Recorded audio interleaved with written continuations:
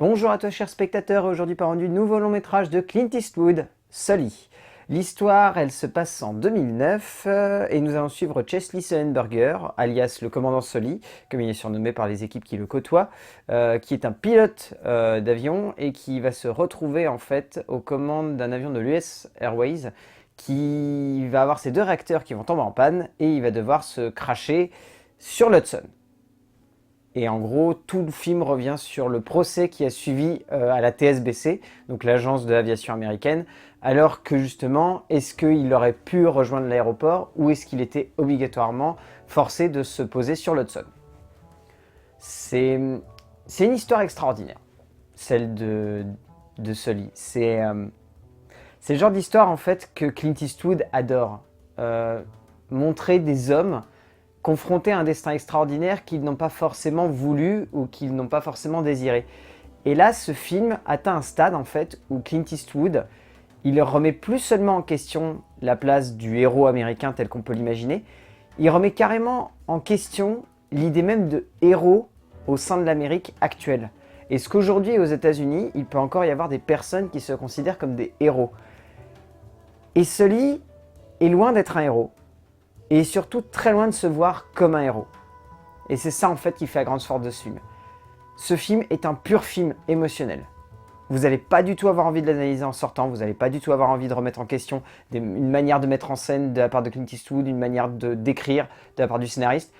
Vous allez juste être touché parce que Sully est un grand film humain et un grand film émotionnel avant tout.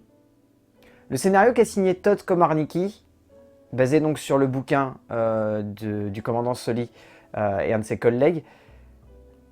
Le scénario est extraordinaire parce que il joue une carte qui pourrait être usitée, c'est-à-dire celle de ne pas directement nous confronter à l'événement dans l'ordre chronologique, mais celle de jouer sur le compte à rebours, c'est-à-dire en gros on va débarquer, il a déjà atterri sur l'Hudson et on va revenir sur la partie du procès et par le biais de flashback, on va revenir à la séquence où on le voit atterrir sur l'Hudson.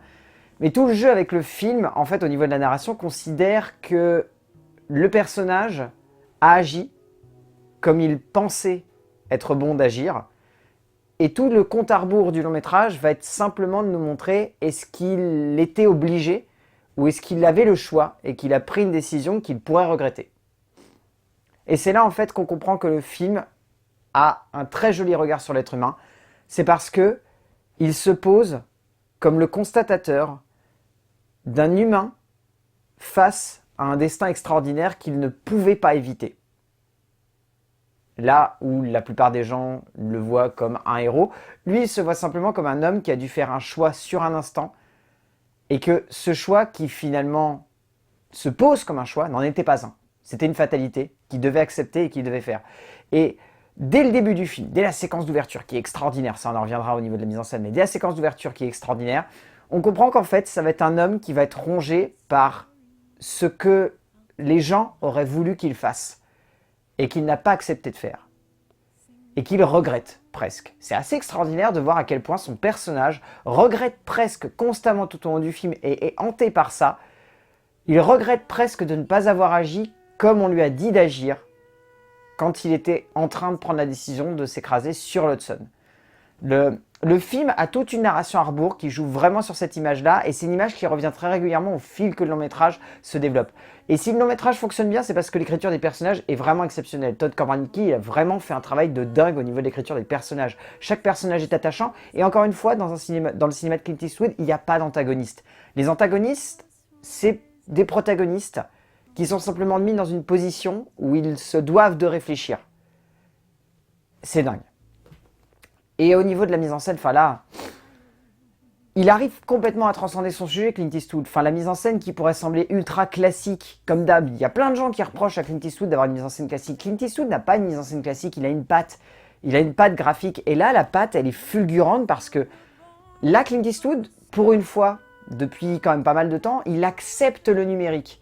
Et il l'accepte tellement qu'il en fait un élément de mise en scène qui permet de renforcer l'impact émotionnel que l'image va avoir sur le spectateur. Il met en scène des images qui sont puissantes et parfois même extrêmement violentes. La scène d'ouverture est une des scènes les plus imposantes et les plus immersives Et dès cette scène, on rentre tout de suite dans le récit. C'est dingue, mais la scène d'ouverture, elle résume tout l'esprit du long métrage. Un homme torturé, mis face à une imagerie cinématographique tellement puissante qu'elle transporte le spectateur en même temps qu'elle le transporte lui. Tout le travail, de toute façon, le son, mais vous allez voir tout au long du film, vous allez avoir un côté immersif au niveau du son, c'est parfait, le travail sonore, de toute la mise en scène, même dans les scènes qui sont beaucoup plus simples, comme des dialogues, il y a tout le temps un travail de son qui est phénoménal de la part de Clint Eastwood. Et ouais, toute la scénographie, elle est extraordinaire. Bon, on pourrait peut-être lui reprocher d'avoir tendance à utiliser un peu trop la shaky cam quand il veut absolument apporter du réalisme et de l'intensité, et surtout montrer que voilà, il y a un petit côté pris sur le vif.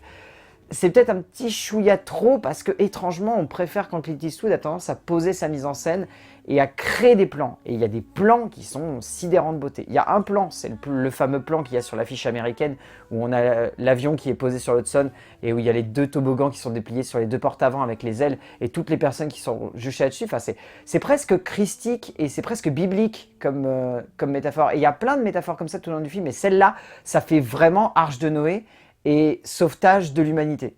C'est fulgurant, mais ça nous emporte et on est sidéré par ça. Et petite mention spéciale au thème qu'a composé Clint Eastwood avec Christian Jacob, il est vraiment superbe, un petit côté jazzy très posé, totalement dans l'ambiance du film. Enfin, et puis ouais, il y a des acteurs, mais qui sont tellement fous dans ce long métrage. Tom Hanks qui pourtant est très sobre dans son personnage, il arrive à livrer une performance exceptionnelle, d'une tendresse et d'une délicatesse phénoménale. Dès qu'il arrive à l'écran et dès qu'il impose son personnage, on est tout de suite touché. Et pareil pour Aaron Eckhart et Laura Linney, c'est surtout eux qu'on retient, mais Laura Linney a un personnage extrêmement tendre, qu'on voit pas beaucoup à l'écran et qui communique avec Sully que par le biais de son téléphone. C'est presque sa tour de contrôle humaine. Et elle arrive à apporter ce côté très rassurant. Et Aaron Eckhart est un acteur qui, là, livre une performance absolument folle. Mais voilà, Sully, c'est un film qui prend au tripes, c'est un film qui est tellement émotionnel qu'on n'a pas envie de l'analyser en sortant. On a juste envie de l'apprécier, on a juste envie de le savourer et juste envie de garder ce message absolument magnifique et humaniste qui se dégage de toute l'œuvre de Clint Eastwood. Et rester pendant le générique, parce que le générique est vraiment poignant aussi là-dessus. Donc voilà, si vous avez l'occasion d'aller voir Sully de Clint Eastwood, foncez, réfléchissez même pas, foncez. C'est vraiment un énorme long métrage et ça prouve de manière sûre que Clint Eastwood c'est un des grands metteurs en scène de notre temps.